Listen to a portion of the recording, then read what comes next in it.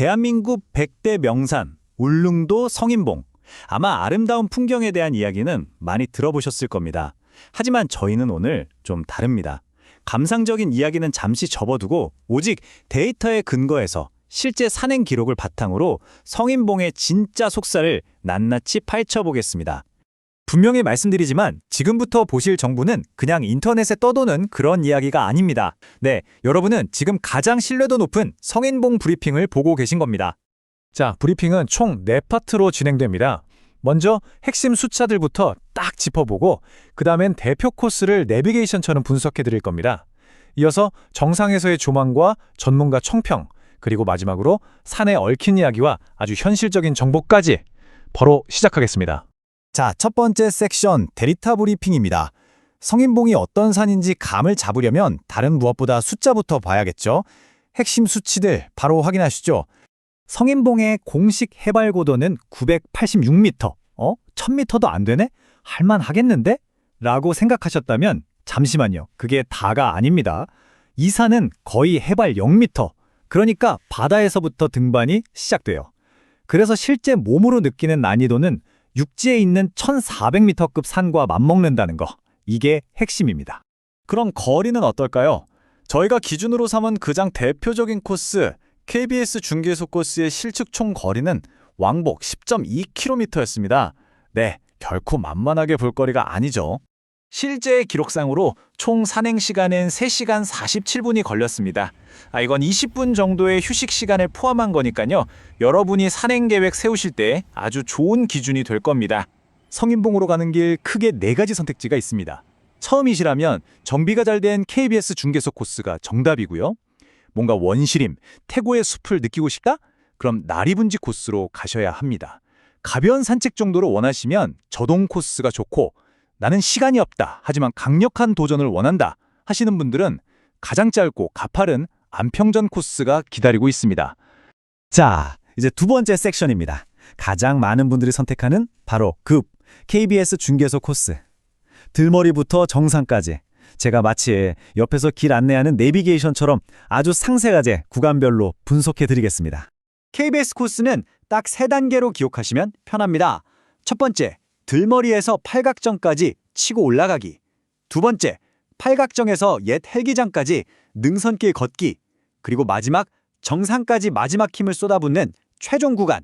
간단하죠? 산행을 시작하는 순간 여러분은 욕지와는 완전히 다른 세상으로 빨려 들어갑니다. 울릉도 특유의 깊고 울창한 화렵수림이죠.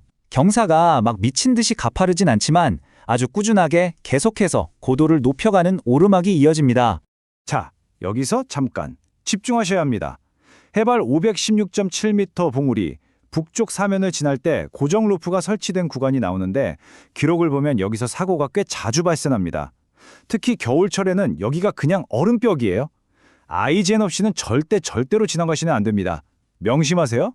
출발하고 한 2시간쯤 슬슬 다리도 아프고 지쳐갈 때쯤 정말 반가운 팔각정이 눈에 들어올 겁니다. 여기가 바로 전체 코스의 정확한 중간 지점입니다.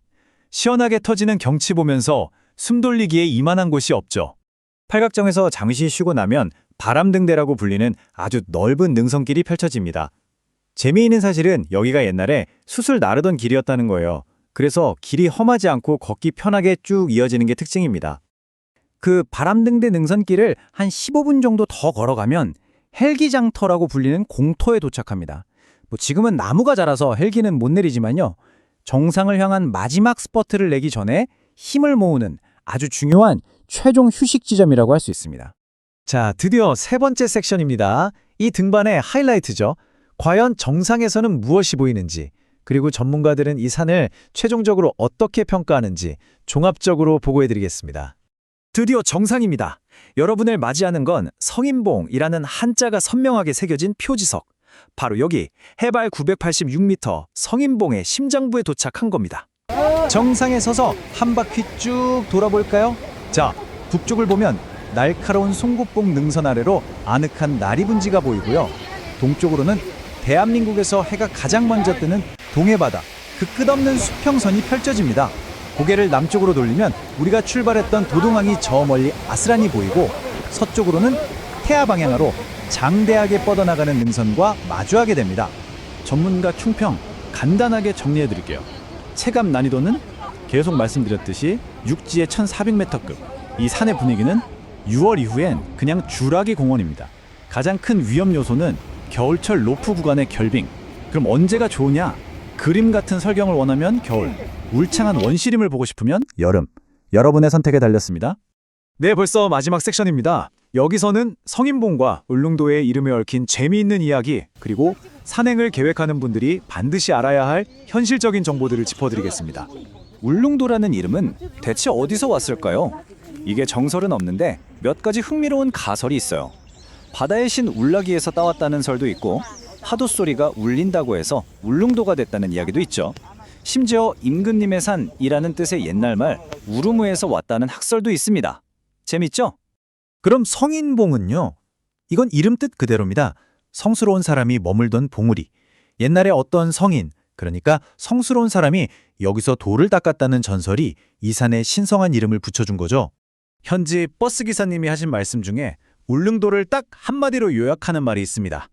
울릉도에는 도둑, 공해, 뱀, 그리고 민물고기가 없다.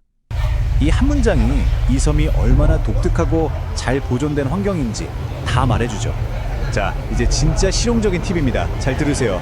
도동항에서 들머리까지 택시 타면 10,000원 정도. 섬 안의 버스는 40분 간격으로 다닙니다.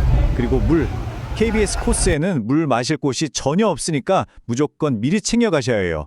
마지막으로 가장 중요한 것, 겨울에 가실 분들은 배가 포항에서만 뜬다는 사실 절대 잊으시면 안 됩니다. 바다에서 시작해서 전설로 끝나는 산, 성인봉. 이 산의 진짜 가치를 나타내는 데이터는 과연 뭘까요? 해발 986m라는 높이일까요? 아니면 3시간 47분이라는 시간일까요?